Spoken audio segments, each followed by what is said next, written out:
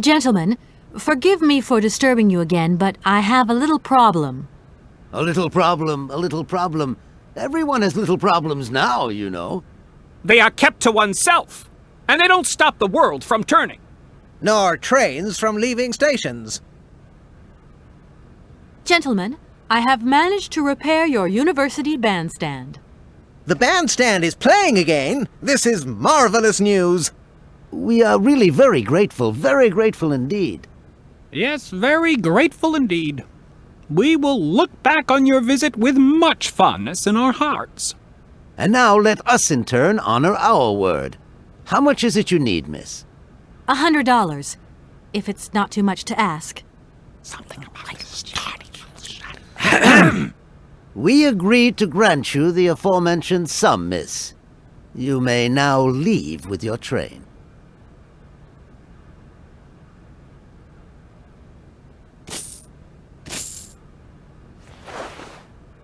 And while we're on the subject, when will you be leaving? Yes, because now you should relocate your train as quickly as possible. Here we are, busy chatting, and look at the clock. It's tea time. Already? My word, doesn't time fly by? Thank you for a charming visit, miss. And thank you, gentlemen.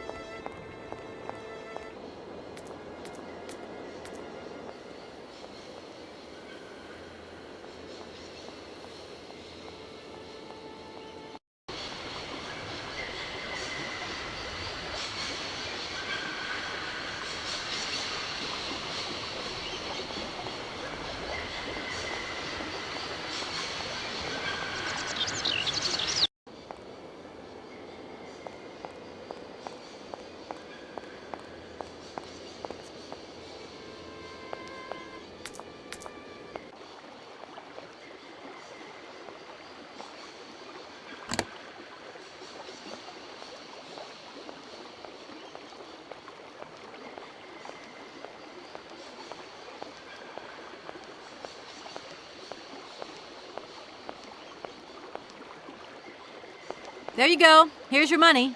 I've checked it. It's all there.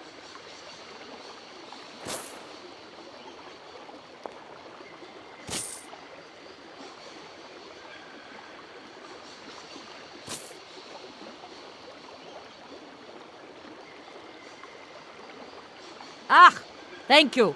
Not difficult get dollar. See? You are a real businesswoman. I'm not the only one around here. We pleased to do deal with you. Now, you open lock or we no help you. Why didn't you manage to open them? After all, you don't have to be a genius. Ma vorbat pensiros esto? Di kleine madam. No se saye mar alles non comprendo en allora kaput en andere bordel. Zils war moi. On boom telefonieren kaput.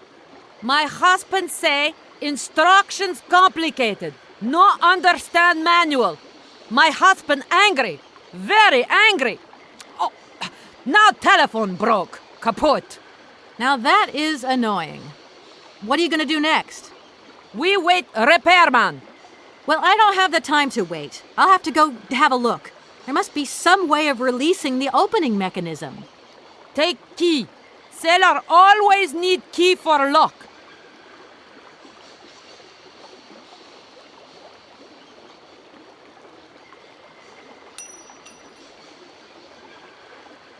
Okay, thanks.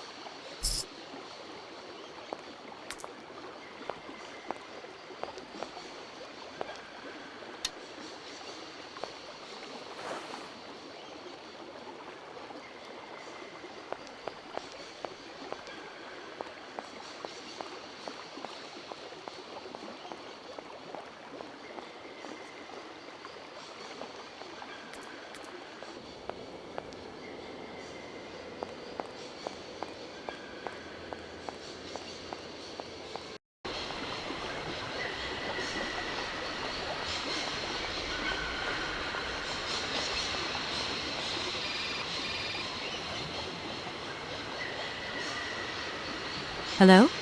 Kay, how's my little baby girl?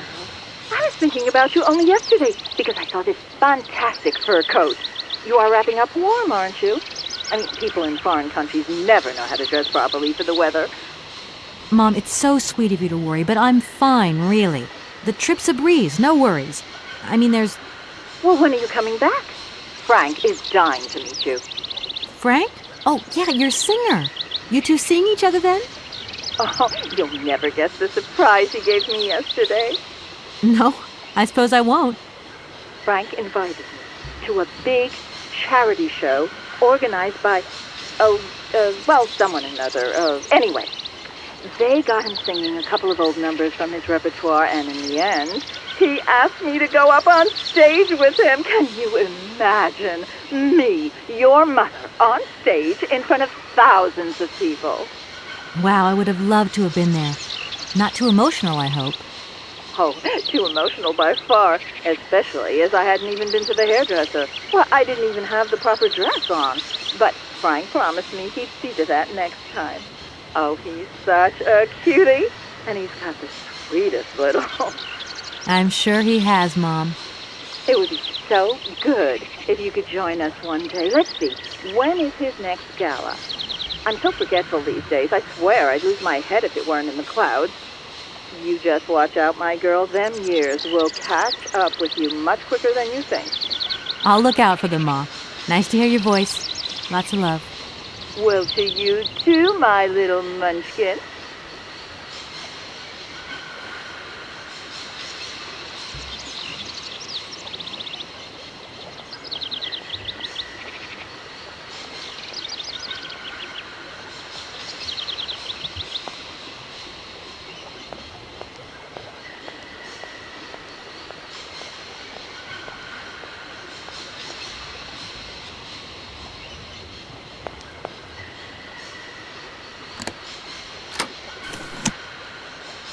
The instructions are written in a language I don't recognize.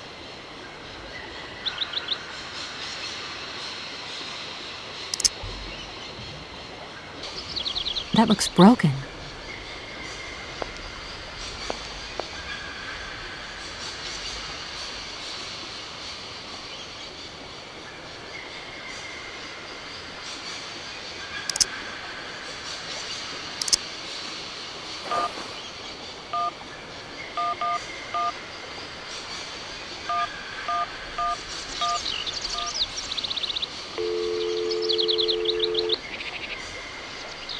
Welcome to the East Block Control Center. To start, press the number sign.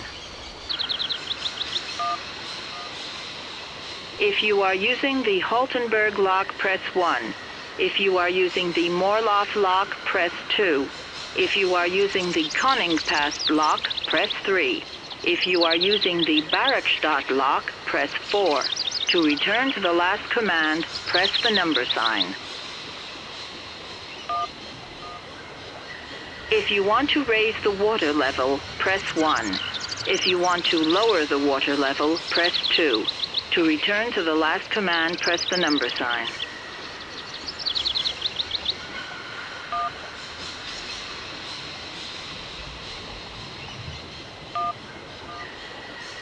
You want to lower the water level in the Barrockstadt lock?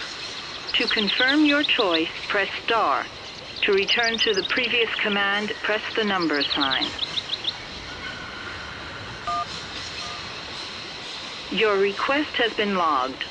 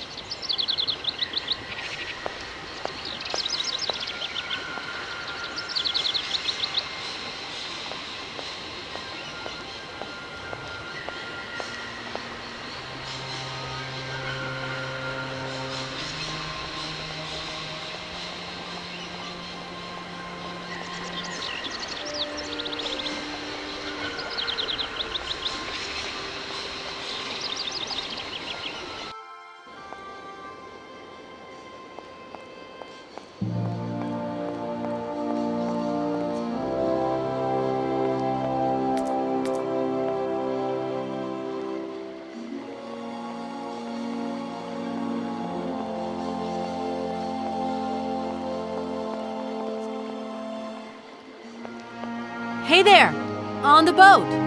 Guten Tag, schöne Mademoiselle. My husband say, "Hello, young lady. You want to talk to us?" Right, I've got it. I know now how the locks work. So guide your boat into the lock, and I'll take care of the mechanism. Gottverdammt. Das ist eine echte Ladies. Alle etwa, range alle Dingen and obligados de dame. Ach, set content und zurück again. What did your husband say? You, hurry up. We hurry to travel again. Okay. We'll meet each other on the other side. By my train, okay?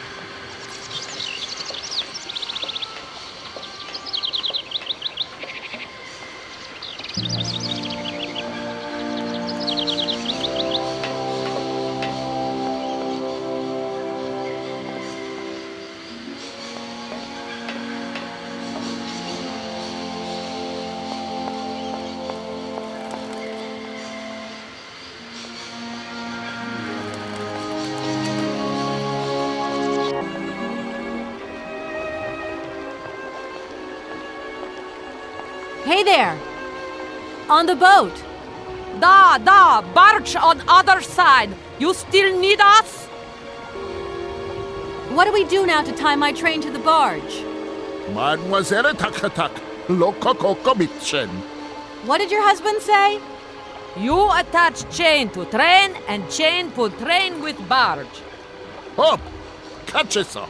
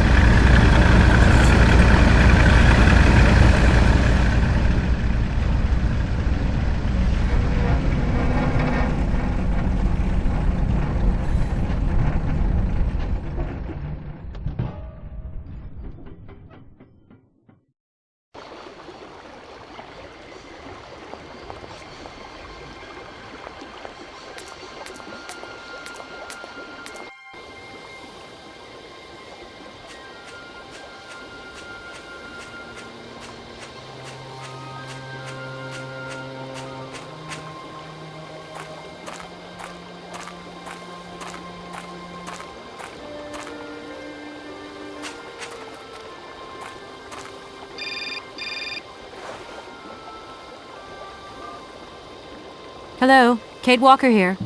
Miss Walker, this is Professor Ponce. I'm about to start my lecture on the U-calls at any moment. Please make haste to come.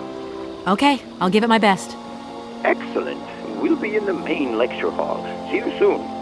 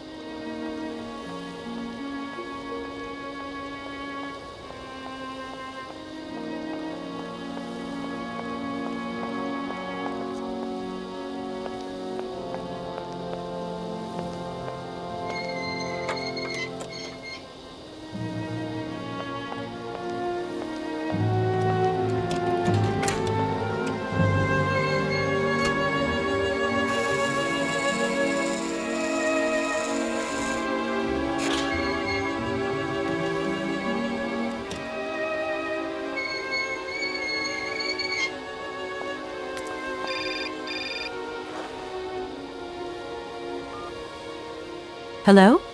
Where are you? Hi, Dan. I'm in Barrockstadt. What? Is that a town?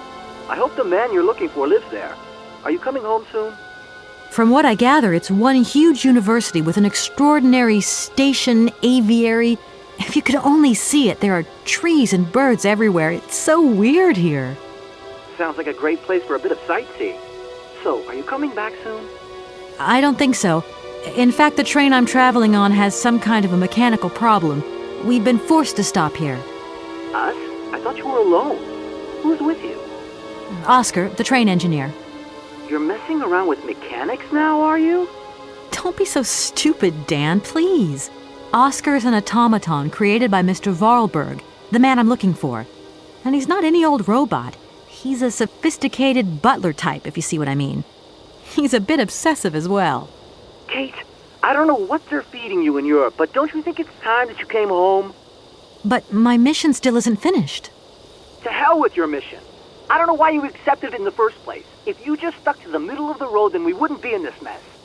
We? If there's any mess, it's me who's in it. And while I'm trying to come to grips with strange towns, you, my darling, are sitting at home on your butt.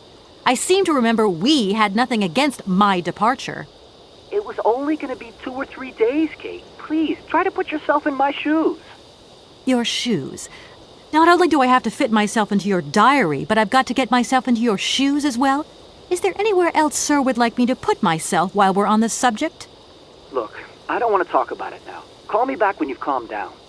I was perfectly calm before I picked up your call. I only wanted a few words of encouragement, not your disdain. Was that too much to ask? You can be such a selfish... Takes one to know one, sweetheart.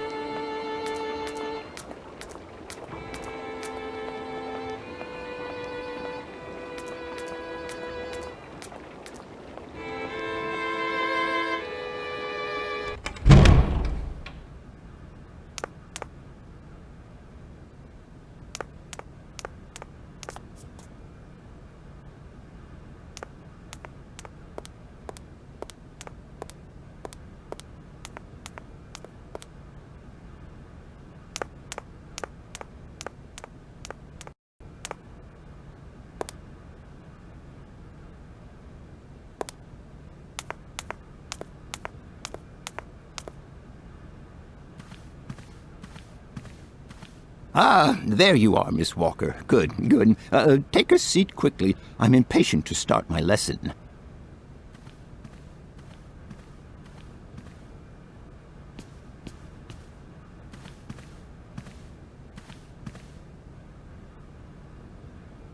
My young friends, a very exciting discovery, unimaginable up until only a few hours ago, has come into my hands and has finally allowed me to complete my study on the mysterious Yukol people.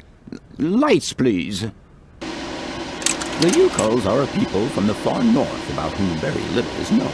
They live far away, very far away, on the frozen borders of Siberia.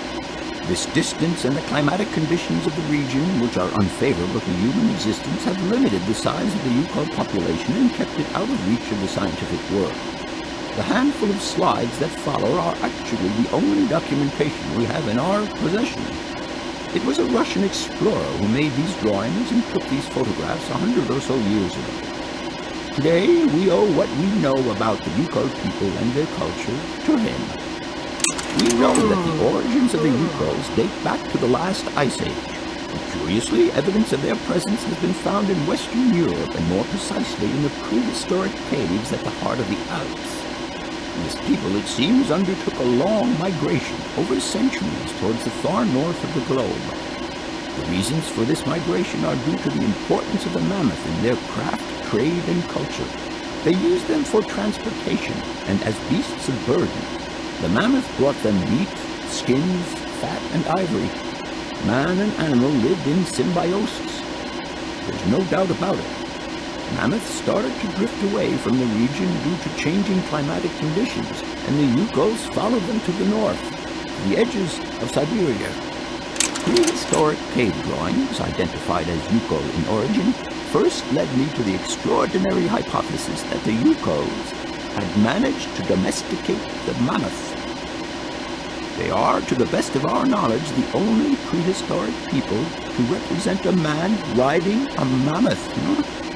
Today, because of this genuine mammoth skin effigy, identified by myself as an authentic Neolithic object, I can confirm this hypothesis. Yukol forebears managed to tame mammoths. Prehistoric man uses little imagination. He draws what he sees and represents scenes from real life. This familiar day-to-day object is actually a children's toy. As we have seen, Yukol existence was inextricably linked to that of the mammoth. They used its skin for clothing and to make the roofs and walls of their houses. They used the tusks to build the frameworks of their homes, as well as weapons, tools, and jewelry. Curiously, the disappearance of the mammoth 12,000 years ago had no immediate effect on the Yukol's way of life. It seemed that for a long time after, the people maintained their strong bond with the mammoth through the centuries. As incredible as it may seem, the Yukol people have continued right up until the start of this century to feed themselves on mammoth meat and to use the skin for clothing and shelter. Their ivory craftwork industry is still flourishing. It would appear that to preserve ancestral customs, the Yukols learned how to exploit through the centuries the large number of frozen mammoth carcasses that were perfectly preserved in the ice of the Siberian tundra. They have been able to live mainly off this enormous freezer stock for almost 30 centuries. As plausible as this explanation may seem, it seems it is not enough for the scientific community who, I will confess, is greatly perplexed by the question. In the absence of acceptable scientific evidence, we have to make do with Yukol shaman artifacts. The research department that I have the honor to represent today lends no credence to the myths and legends that these tribal charlatans peddle. We have to take their stories at face value, mere tales to while away the long Siberian winter. The legend of the Siberian ice ark is a very good example. You are invited to find out for yourselves from the pamphlet that I had passed around to you. This legend would have us believe that today, somewhere on a lost island to the north of Siberia, there are living mammoths still in existence, a sort of hangover from the Ice Age. This small herd has been miraculously preserved for more than 120 centuries by the Yukol's tender care. And the island on which the pachyderms are said to live is called Syberia. My friends, I advise you to resist the temptation you may have to believe in this pish and tish. The island of Syberia is not charted on any map, and the idea that mammoths have survived to the 21st century is an idle scientist's pipe dream. The Yukols were sadly among the first victims of the colonization of continental Siberia led by the Russians in the 20th century. The Kolkhoz and Sovkhoz systems, as well as the exploitation, disdain, and humiliation people had to suffer, marked a definitive break in the Yukol's traditional lifestyle. Since the collapse of the communist regime, the Yuko population finds itself confronted with the same political and social upheavals that other Siberian communities are experiencing. There are two consequences to arise from this. Some Yukos have lost their tribal identity and have integrated into the Russian population. Others, however, have sought long and hard to re-establish links with their ancestral culture that was lost under the Soviet regime. Now, at the start of the 21st century, the last true surviving Yukols have gone to live on the vast territories of their ancestors. Nobody knows today where they live or how they survive. Their very existence would be a matter for speculation if they did not turn up periodically at the tundra's most isolated fur trading posts to exchange mammoth tusks for essential items. There ends my lecture for today. Thank you for being among us today, Miss Walker. Please make your way to the laboratory where you will find your mammoth doll. There are also photocopies of my lectures should you so require them.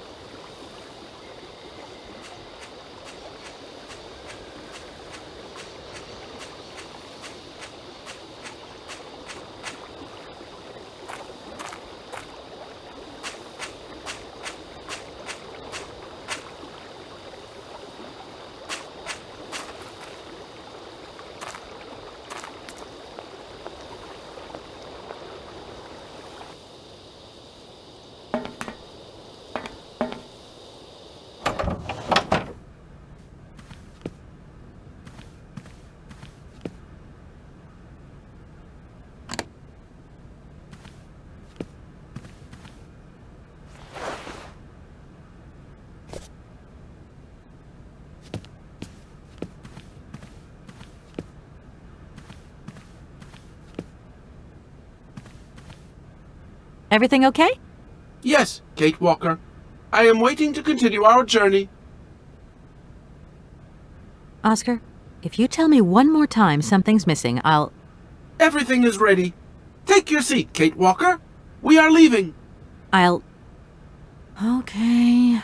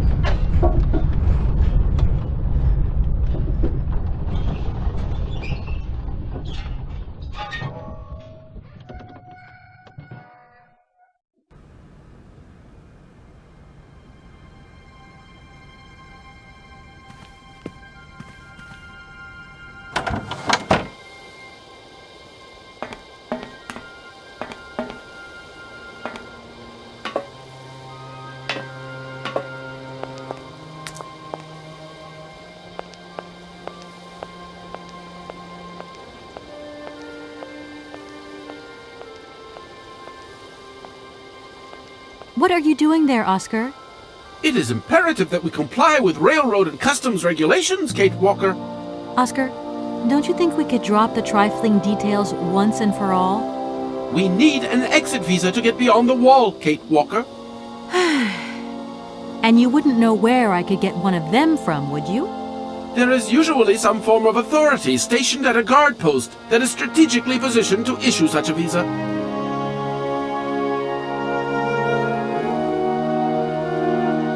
Okay, see you later, Oscar. Yes, Kate Walker.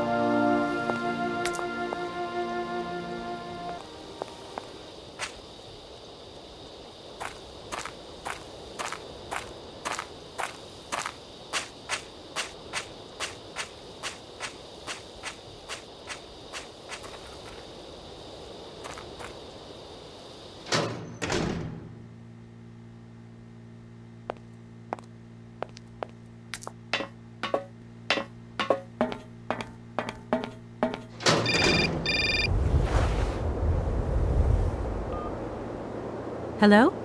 Kate! Oh, is that you? What's going on? Well, I finally got the mechanical train wound, and I hope it's going to take me to Hans Vorarlberg. I had to sort things out with a couple of weirdo sailors, and they probably ripped me off. But now I'm blocked behind this massive wall. You should see it, it's huge! I'm not talking about that. I want to know what's going on with Dan. What do you mean? I bumped into him at Maggie's do, and he said you'd argued. That's a bit over the top. Things got a bit heated the last time we called, that's all. No need to go overboard. I don't mean to be melodramatic, but he didn't seem in such great shape. He had his down-in-the-dumps head on. Like Dan has a down-in-the-dumps head. Well, yeah, when that shock of hair flops over his forehead, and his eyes mist up, and his eyebrows kind of creased together. I'd never noticed. Maybe I did go a bit too far, but he's got such a goody-two-shoes image of me that sometimes I just lose it. And this case is taking up a lot of headspace. I was just looking for a bit of compassion. Well, you sure got mine. So, what's going down? Like I said before, I'm kind of getting somewhere, but it's slow. This Hans Vorarlberg guy is getting more and more fascinating by the day. Okay, well, anyway, it doesn't sound like you're bored. Not like back here in the office. Every day is boredom day. It's just no fun without you. When are you coming back? Shouldn't be long, I hope. Look, I've got to go. See you soon. Well, call us again real soon. And be easier on Dan next time, huh? I'll try.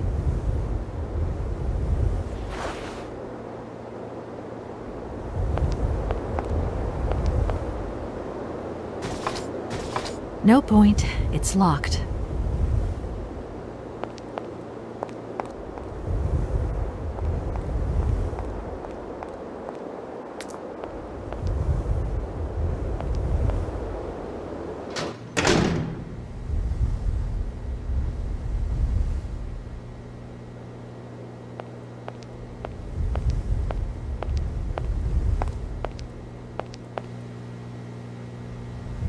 Look, broken glasses. If they belong to the captain, then he sure has eye problems going by those lenses.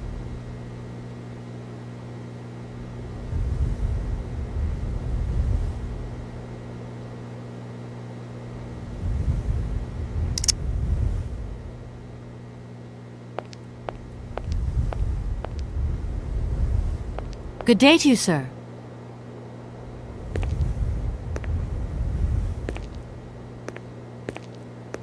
Captain Malatesta, Commander-in-Chief of the Barrockstadt border post, at your service, madam.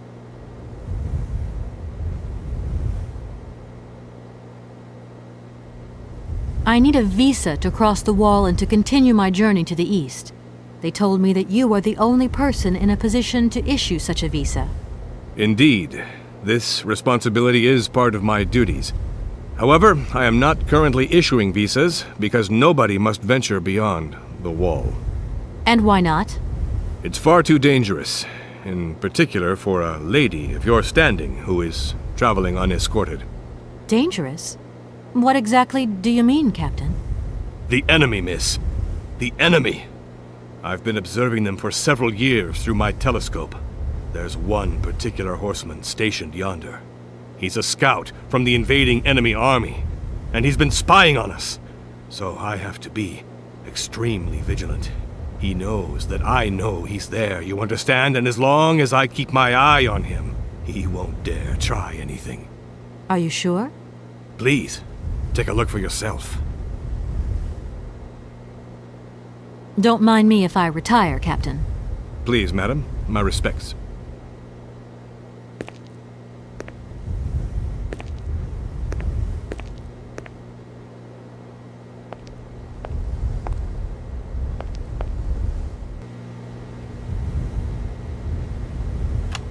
How strange. I can't see a Cossack horseman at all. There's just a dead tree in the middle of an empty plain. That poor captain must have really bad eyesight.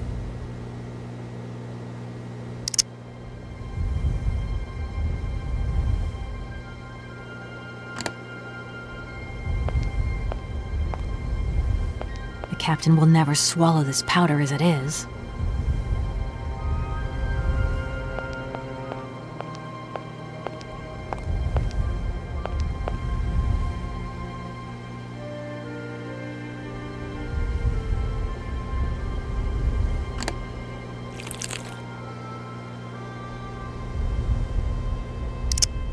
Colonel, sir. Captain, miss. But you have the air of a great officer. You flatter me, miss. Unfortunately, I'm afraid that we frontier soldiers are often forgotten by the military administration. There's no justice. I sympathize with you, Captain. Let us forget our worries for a moment and have a little drink together in the name of friendship. It would be my pleasure, miss, but the regulations strictly forbid it. Come on. A little glass of wine never hurt anybody, and nobody need know. Wine, miss? You are putting me in a very delicate situation. Don't deny yourself, Captain. Just a little glass. I assure you, it is excellent. Well, perhaps just a drop.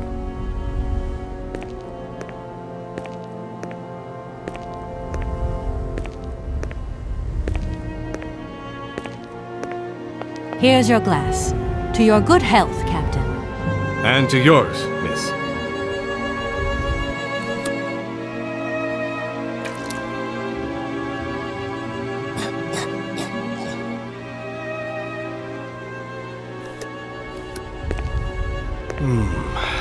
It's been a long time since I've drunk wine in such pleasant company. I admit, it is excellent. Isn't it? You wouldn't think it came from Barrockstadt. It is made from the Amazon forest Sauvignon grape that has been miraculously conserved and cultivated in the station garden. Well, well, well. The university authorities kept that one to themselves. You know, Captain, it is essential that I continue my journey eastwards. Please don't even think about it. As I've said, it's extremely dangerous. The enemy is spying on us. Perhaps your Cossack horseman isn't quite what you thought. Perhaps it's just a dead tree twisted into a strange shape. You should take another look. You never know. Go on, Captain. Give it a try. So be it. I will make this concession to the fairer sex, miss. But it does seem to be quite ridiculous.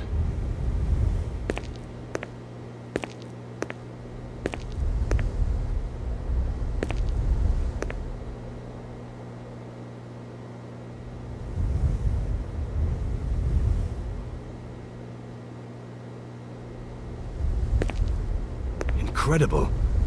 How is this possible? By what strange magic? How could I have been so wrong for so long?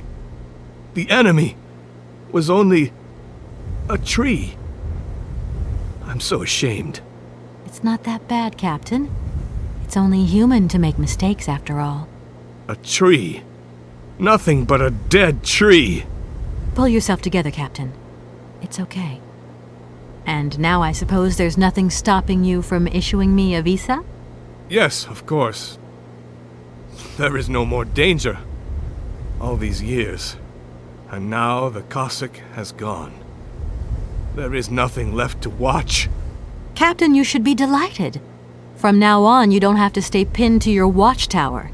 Travel can start up again normally. You will be able to resume your regular duties like issuing entrance and exit visas. You are right.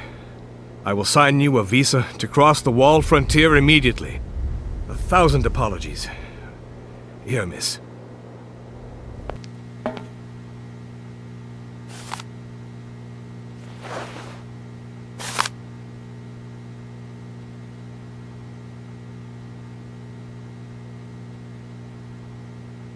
Thank you, Captain. And keep your eyes open. Miss, if we could keep this between ourselves, please. For the sake of my honor, you understand? You have my promise, Captain.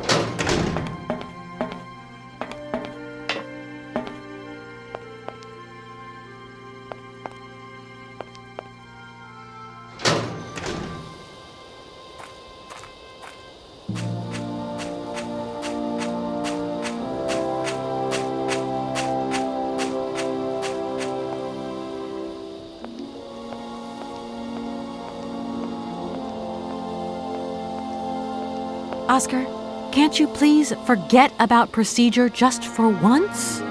Your request is refused, Kate Walker. Okay, see you later, Oscar. Yes, Kate Walker.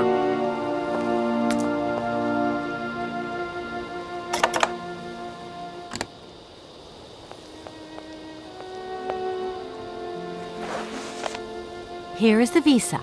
I hope it's regulation, my dear Oscar.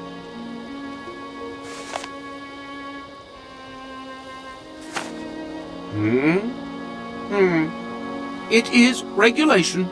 Here is your ticket.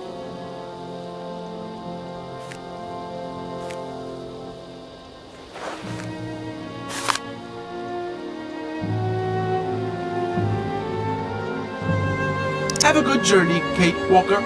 So, can we go now? Indeed. We are already very late, Kate Walker.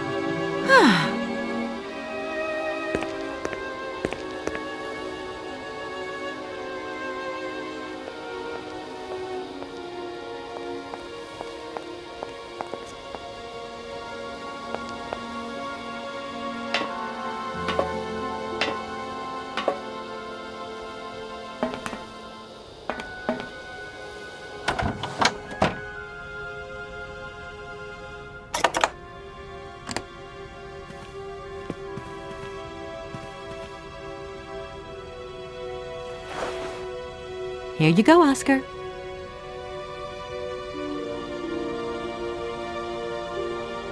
Thank you, Kate Walker. Now, please return to your seat, Kate Walker. Yes, Oscar. Immediately, Oscar.